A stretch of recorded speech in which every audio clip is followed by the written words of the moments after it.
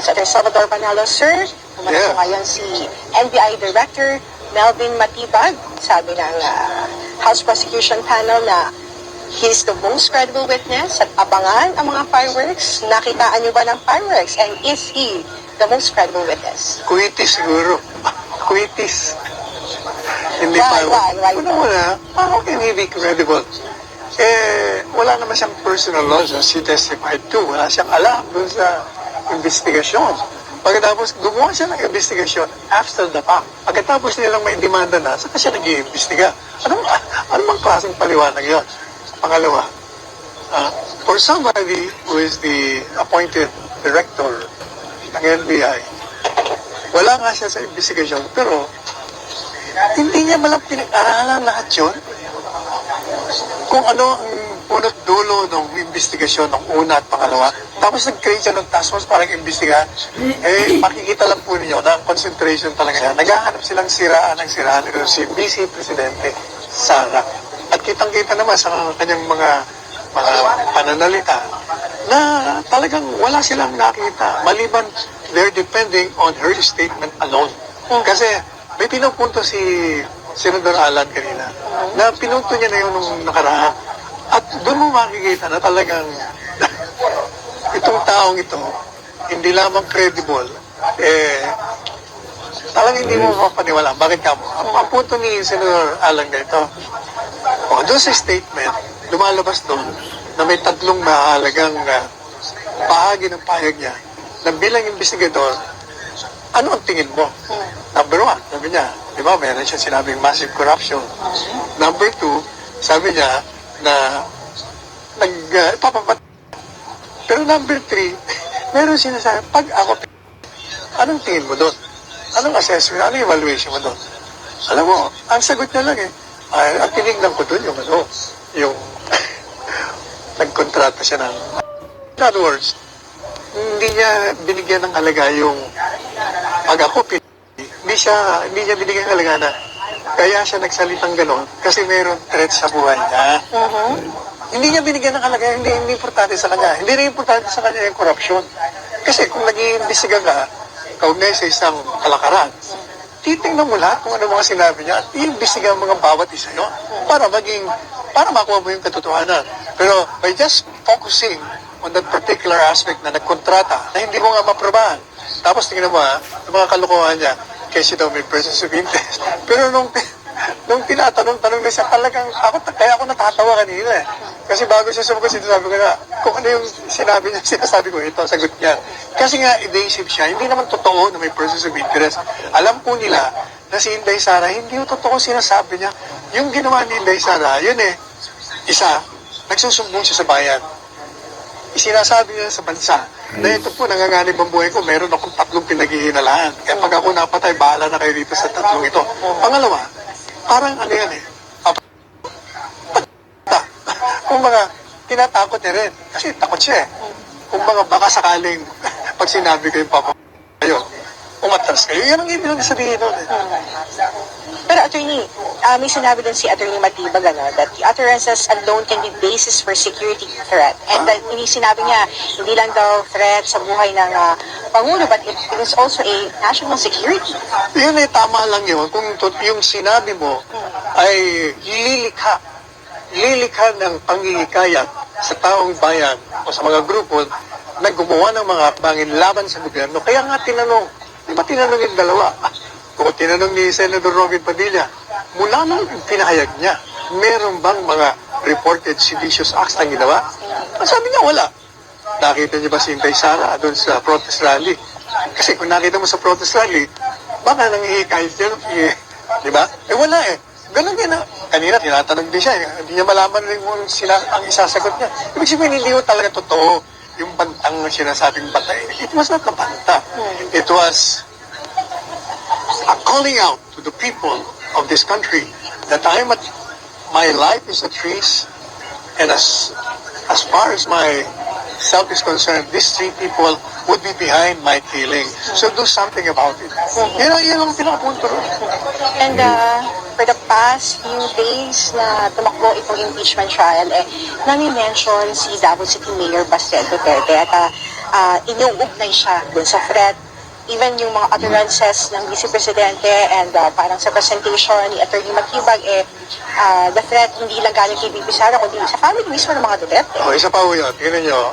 Sinasabi ni Matibag kanina na pinuproba niya yung pattern of violence. Anong ebidensya niya? Ni-establish nila. Ang pinakita lang ho niya, yung panununtok doon sa sheriff. Is that a pattern? That's an isolated incident. That's one incident. When you say pattern, sunod-sunod yan. Okay. So wala siyang napatunayan doon. Ngayon, pinasok niya si Paste as part of the pattern of violence. Paano naging violence yun? Ang sabi ni Paste, siya lang ang kailangan. Ang ulo, si BBM. Ang problema dito kay Matibag, kasi kung nag-iimbestiga ka, para malaman mo yung context ng sinasabi ng taong iniimbestiga mo, tingnan mo yung mga dati niyang mga salita. Anong mga salita ni Paste? Yung isa lang ang palagi niya sinasabi, mag-resign ka. Kaya yung ulo, yun ang ibig sabihin na, mag-resign ka na. Ikaw lang ang kailangan namin. Ikaw lang, yung ulo mo, meaning ikaw mismo, ang magiging solusyon dito sa problema sa bansa, mag-resign ka. Yun yun eh. Hindi yung iniisip niya, alam mo, yung sinasabi niya ng mga operation, Romanov. Ang ibig lang sabihin nun, that's a reminder to the President that what happened to his father and what happened to Romanov should be a lesson to him na para hindi mangyari sa kanya. Ano ba nangyari? O, in-overthrow eh. Yun lang, ganun lang kasimple. And Attorney Sal, ginamit ni Attorney Matibag sa kanyang pagharap ngayon sa Senado. Bahagi ng kanyang testimony ang unotarized, hindi na notarized, Isa pa, buti kinaalala mo. na affidavit ni Las Cañas. Hindi na si Matibag ang papanatang ko rito. Kung hindi yung presiding officer, Diyos ko ka naman, ano ka ba naman, presiding officer? Ba't ka pumapayag na pumasok ang isang dokumentong scrap of paper at sinayang mo ang oras at pinagbigyan mo pa na tanungin ang isang bagay na walang, ikaw na rin ang nagsabi. Mga judges, huwag yung intindi. Bakit ka pumayag? Yan ang nga ba sinasabi natin, Diyos ko naman. So lahat ng sinabi niya, quoting the affidavit is just a hearsay. Madalit sabi, pinayagan ng presiding officer ang isang bagay na pumasok sa proceeding niya na walang halaga. Okay. Sinayang niya ang oras.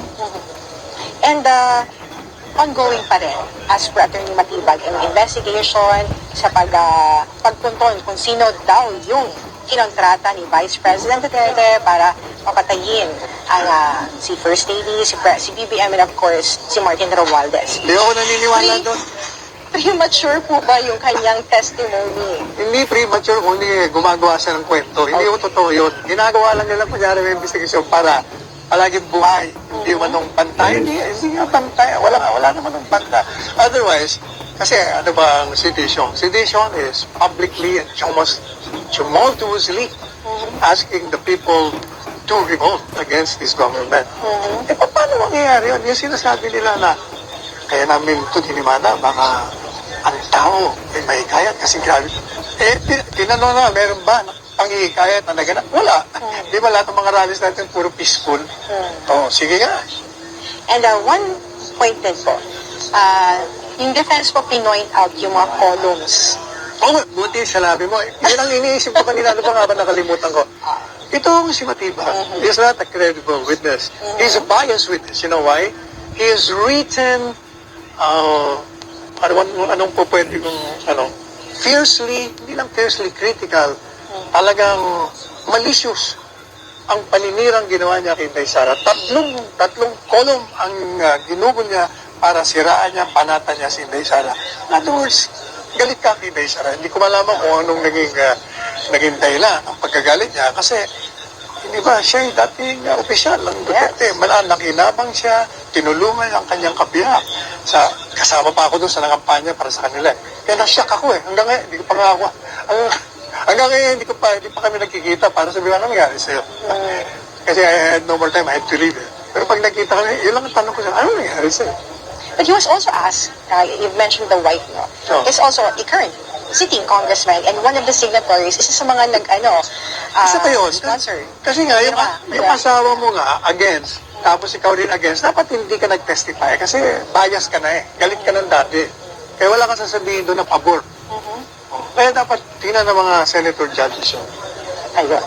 And I'm sure nandito ka sa lahat ng impeachment proceedings. And what are your expectations dun sa mga susunod pa natin na hearing? And naghumingi ng continuation ng appearance ni Attorney Matibag. Kasi nga, ang problema kasi nitong presiding officer, pinabayaan niyang pumasok yung mga bagong kalakaran. New topics, ika nga.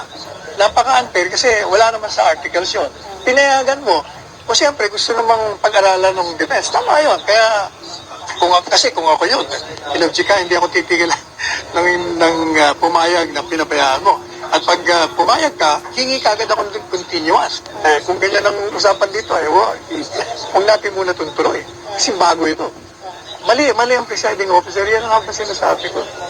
Yung artikulo ko kahapon, sabi ko, I'm sorry sorry Chis but to those who doesn't have background in law, who are not lawyers, ang tingin sa'yo, competent ka kasi yung bukadura mo style abogado So maniniwala magaling ka.